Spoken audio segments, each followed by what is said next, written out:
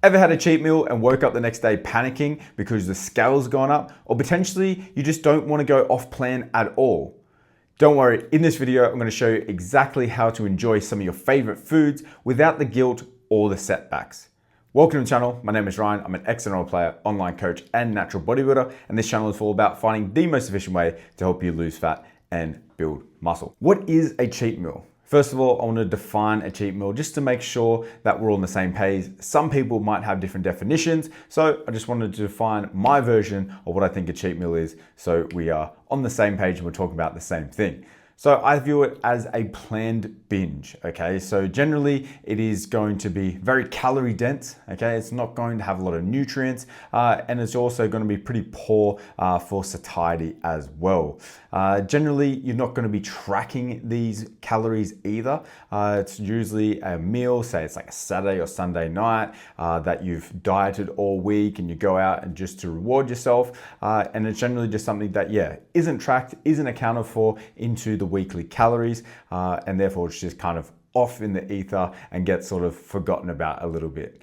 So some of the problems that I have with these cheat meals is that it may mean that the current diet strategy you have, or maybe the meal plan that you're following, is just a little bit too restrictive. If you find yourself needing to have a break from your diet or cheat on your diet, as the name suggests, then maybe the diet that you're following at the moment is a little bit too restrictive, and potentially you might want to think about incorporating some of these more enjoyable foods into your day-to-day life, maybe in smaller versions or a little bit more calorie friendly versions, or whatever the case may be. There's plenty of options out there which will allow you to enjoy your diet a little bit more and not require you to have to go and have cheat meals once a week or whatever the case may be. Another one is it can be a little bit toxic long term. Now for some people it can form a little bit of a good and bad relationship. So like all week you're really good, eating clean, eating healthy, whatever the case may be, or whatever diet strategy or meal plan you are following, that is good. And then it's viewed as these cheat meals where you're going out and having these takeaway meals or desserts or whatever the case may be,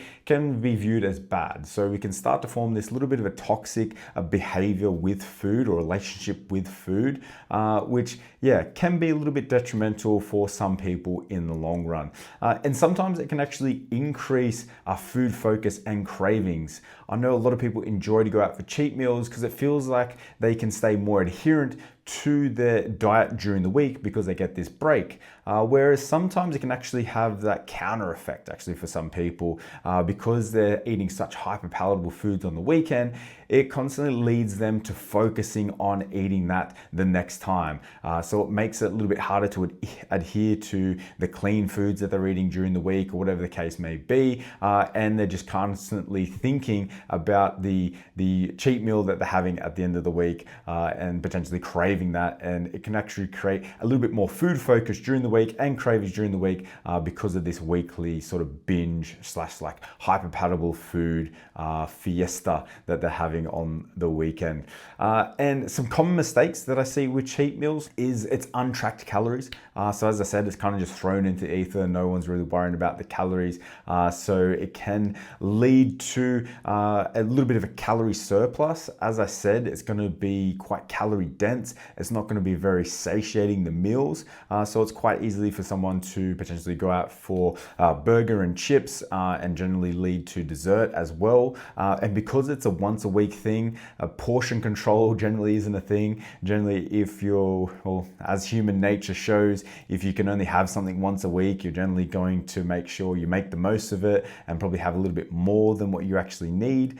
So if you're going out for ice cream, you might have 2 or 3 scoops instead of 1 scoop. Or if you're going out for some sort of takeaway, you might get the large fries instead of the medium fries, just because we know that we're probably not going to have that for another week. So it tends to result in overeating, which is generally going to result in a calorie surplus, which generally is going to result in an inefficient fat loss phase. So whether that be halting a fat loss phase altogether where we're not losing weight, or potentially it can just mean that we just get these fluctuations of potentially we have a good week, or we might have a bad week, we might have a little bit of regression. And generally I've found that as a coach, that's probably one of the most demotivating things for people is when they're seeing a lot of fluctuation. It's not even just like a halt as like say the body weight's not moving, it's the up and down. And generally, when you have cheat meals, it can contribute to a lot of that because it's generally going to be higher in carbs, also higher in salt, which can store a bit of body water.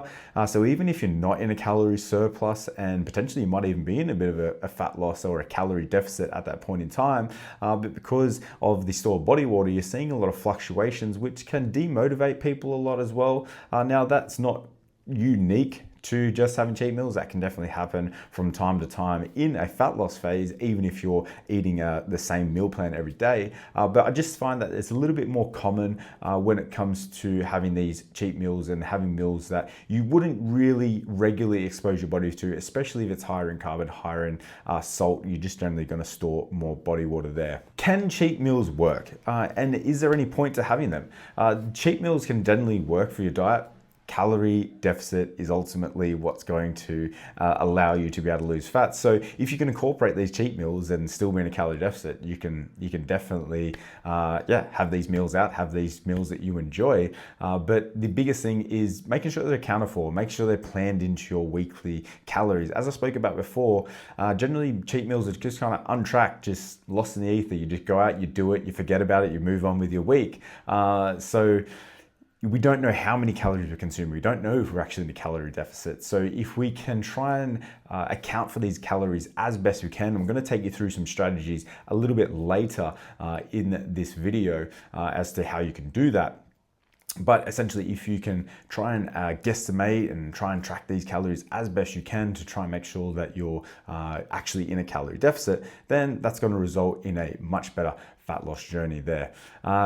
Also, I would, for psychology reasons, just as I spoke about, it can end in a little bit of a toxic behavior and a toxic relationship with food. I generally wouldn't refer to cheat meals as cheat meals. Instead, you can look at sort of like refeed days. So say if you're having days where you just had a little bit higher calories, I generally use these for people who are months into their fat loss journey and they're starting to get a little bit of food focus, starting to get a little bit increase in hunger. We might just bring their calories up a little bit, and we generally refer to them as refeed days. It's not like cheat days if we're cheating on our diet or we're going off plan. We generally want to just make sure that whatever we're calling it, it generally just means that we are just using it as a tool, as a part of our diet strategy. We're not separating it from the diet strategy. We don't want to think about it like we're cheating on our meal plan, cheating on our diet, or whatever the case may be. We generally just try to make sure that it is still seen as a part of the diet strategy that we have, but we're just using little tools for the current diet situation that we are in, whether we're trying to reduce food focus or reduce diet fatigue or whatever the case may be, or potentially you might have a planned mindful meal out where you might have to go to a birthday or something like that, where you're having a social occasion with friends, and we're just going to plan for potentially a little bit of a higher calorie meal than we otherwise usually would have in our fat loss phase. And now there can be heaps of benefits into having these planned meals or potentially even these refeed days. It can actually reduce diet fatigue and reduce food focus when done properly. So as I spoke about before, if I have clients that are months into their fat loss journey, they're starting to feel a little bit of food focus and diet fatigue, we might give them a few refeed days. But in these refeed days, it's not that we're just going out and having cake and having all of our favorite foods and essentially having a break from the diet or cheating on the diet or whatever the case may be. It's generally that we're having the same foods that we're currently having, but we're just going to have more of that. So this will allow us to feel a little bit fuller, a little bit more satiated, get a little bit more food and calories into the system. Potentially it might improve sleep or whatever the case may be. Some people start to suffer with sleep, so adding a little bit extra calories can help with that. Just actually feeling full can really help people. So when done properly, it can definitely reduce diet fatigue and reduce food focus using these refeed days. But if you have a refeed day where you have high calories and you're just going off and having brownies and all the favorite foods that everyone loves to enjoy, can actually go the opposite way, which is what I spoke about at the start, where it can actually increase craving and food focus because you're having these and introducing these hyperpalatable foods into your diet. And it's just really beneficial for having that balance of enjoyment, but also dieting as well. So the more you can incorporate foods that you enjoy enjoy is ultimately going to allow you to adhere to your diet even better, especially if you can incorporate it into your calorie deficit and you're seeing results and you're getting the enjoyment of having these foods. This is where I've seen the most beneficial and the most successful fat loss phases for clients, is when they can sort of merge the two together as they're seeing results. So they get motivation from seeing results, but they're kind of enjoying it as well because they've just found foods that work in their calorie demands, and they've found some treats and enjoyable foods that they can fit into their calorie demands, which ultimately leads to them staying in a calorie deficit for a longer period of time and having a more successful fat loss journey. And a good one for this as well is having that social connection. A lot of the times when you're in a fat loss phase can lead to you being a bit of a recluse, might lead to you potentially saying no to a lot of social situations to try and make sure you're staying in your calorie deficit and staying on top of your meal plan. But ultimately having that social interaction, not missing out on people's birthdays or whatever the case may be, is going to allow the journey to seem a lot more enjoyable, a lot less friction as well. And ultimately, as I keep harping on about, is just allowing you to stay more adherent and stay into the diet for a longer period of time. Now, some smart strategies that you can use is just trying to estimate calories as best you can. That's probably the biggest one. So we're all adults here. We know the trade-off that we're potentially going to be making. If we're going out for pizza, we know that there's going to be a lot of calories in pizza. So we need to sacrifice that by having less calories on potentially other days, which we're going to talk about in a second. Even that day, potentially having less calories than we usually would, having less food than we usually would. So just understanding the trade-off that we're making, trying to estimate as best we can, and not just saying, oh yeah, we're going out for pizza, it's 1,000 calories. Like, no, it isn't. It's probably going to be around 2,000 calories. So as I said, we're all adults. We can make the decision of the trade-off that we're about to make, and ultimately just trying to control what you can control. So if you have a dinner coming up tonight, maybe you just make sure that the meals that you're having leading into that are the best meal choices that you can make.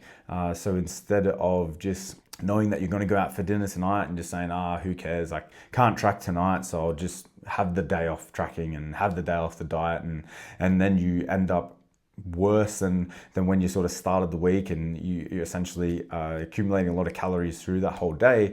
Is a better way to think about it is just control what you can control. So try to make sure that the meals leading up to it as best you can, and fit the calories that you need to put yourself in a calorie deficit. What does this strategies actually look like, and how does this play out in the real world? So a really good one, and a one that I use a lot with my clients, is calorie banking.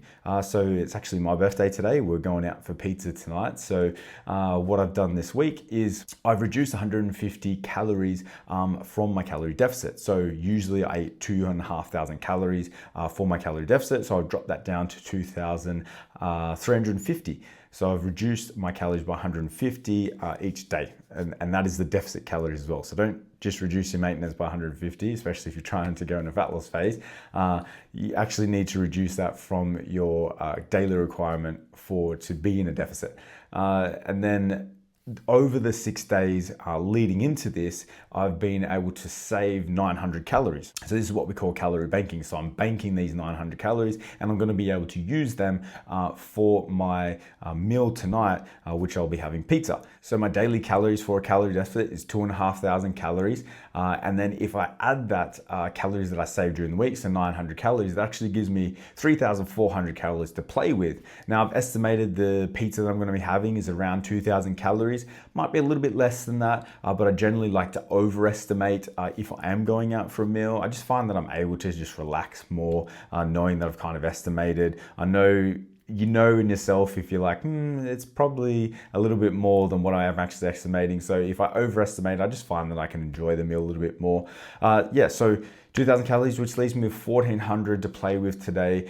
So in the morning, I was prioritizing protein. I know I'm probably gonna eat a lot of fat in the meal tonight. So yeah, just trying to make sure that the choices that I was making today fits that 1,400 calories, making sure I'm getting enough protein in, making sure I'm having some fiber in these meals. So a lot of them were like fruits and vegetables and stuff like that, to just make sure that I'm controlling what I can control. And then when I go out tonight, I can enjoy it, but I'm still gonna tick my calorie deficit off for the week. I'm still gonna get the results that I'm after for the week. And yeah, I can enjoy a meal out with my family. So, in conclusion, guys, cheat meals, even though I like to refer to them as either like refeed days or refer to them as planned mindful meals out, it can be incorporated into your diet and into a very successful diet as well. But you just need to account for the calories that you need and make sure you're trying to control that as best you can and just trying to estimate